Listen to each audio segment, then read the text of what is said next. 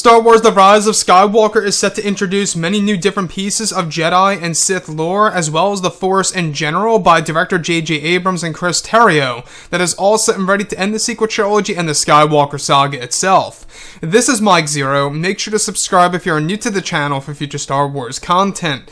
Now, one aspect of Episode 9 that a lot of fans are very interested in is, of course, exactly how JJ is going to utilize the Jedi, Sith, and Force lore, and exactly how it's going to benefit the characters of Rey and Kylo Ren from start to finish of this story.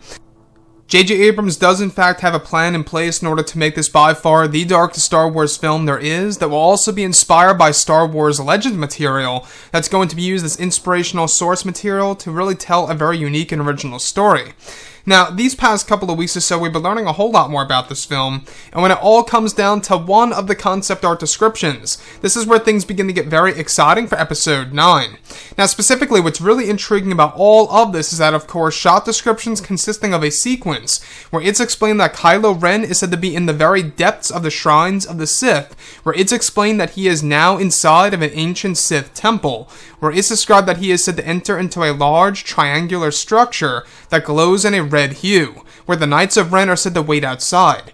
It's described that the scene is said to entail a moment in which Kylo Ren makes his way down the spiral stone steps that lead to a hidden level of the Sith temple, where Kylo is said to begin to hear whispers reaching out to him that lure him down there further. It's explained that Kylo Ren begins to see a dark and shadowy figure that is now guiding Kylo Ren throughout the ancient temple, where it's explained that one of the scenes involves a sequence in which the shadowy figure turns around, where it's said to be a half face of Anakin Skywalker, where the other half is Darth Vader's, where a broken Darth Vader breathing sound can be heard in the distance. It's explained that this is Darth Vader's Sith Wraith that was created by the Dark Acolytes some time ago, that were a part of Darth Vader's persona that was able to manifest into the form of a Sith spirit. The Dark Acolytes many years ago were said to have collected whatever was left of Vader's armor on Endor and initiated an ancient Sith ritual to revive Vader into a Sith Wraith that now resides in the ancient Sith temple on this unknown world that Kylo Ren travels to. So let's go over a couple of parts about this. Now, the thing about Episode 9 here is that we do know that this film is, of course, going to have some horror elements embedded in the movie by JJ, and we kind of already saw a great example of this when Rey travels into the very depths, or the basement, if you will, of Maz Kanata's castle, and she hears the distant screams of a younger version of herself.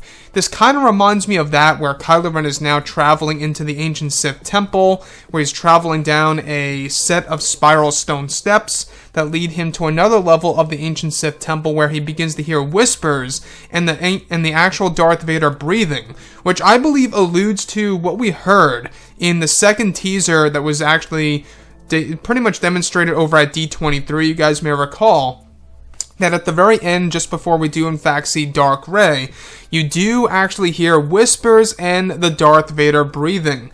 That most likely has all to do with what we are talking about right now, of Darth Vader's Sith Wraith. Essentially, the Dark Acolytes were able to perform an ancient Sith ritual after gathering whatever was left of Darth Vader's armor that was left behind on Endor by Luke Skywalker, and they were able to use this Sith ritual as a way to create a Sith Wraith of Darth Vader, where the persona of Vader actually still lived on, and is able to reside over in the ancient Sith temple.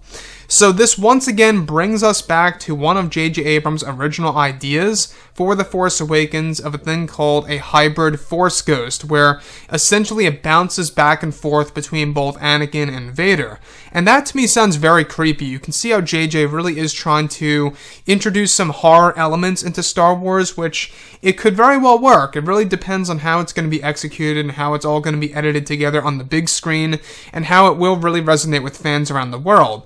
I, however, love this idea, the fact that they are introducing, a lot of these ancient Sith rituals and the effects of it all, and how it's going to benefit the character of Kylo Ren, and so on and so forth. So, Once again, we do hear the Darth Vader Sith Wraith in the second teaser trailer. You can hear those whispers. You can hear the Darth Vader breathing just before we do in fact see Dark Rey.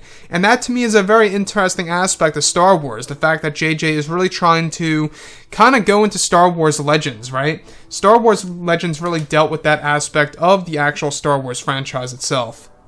Now, I will agree, I believe that there are going to be quite a handful of fans out there that will disagree with this concept by J.J. Abrams of having the Darth Vader persona live on in a different shape and or form. Mind you that this is indeed a shape-shifting Sith spirit, if you will, where it's able to bounce back and forth between Anakin's appearance when he was burned on Mustafar to, of course, Darth Vader's appearance as we all know and love him. And that's exactly why it's going to make it a more creepy setting for Kylo Ren once he goes into that temple. Anyways, guys, drop a comment below. Let me know what you think about all of this in the comments. And if you guys did enjoy the content for today, do make sure to drop a thumbs up on this video to support the channel. I thank you all so very much for the kind support, and I'll catch you guys next time.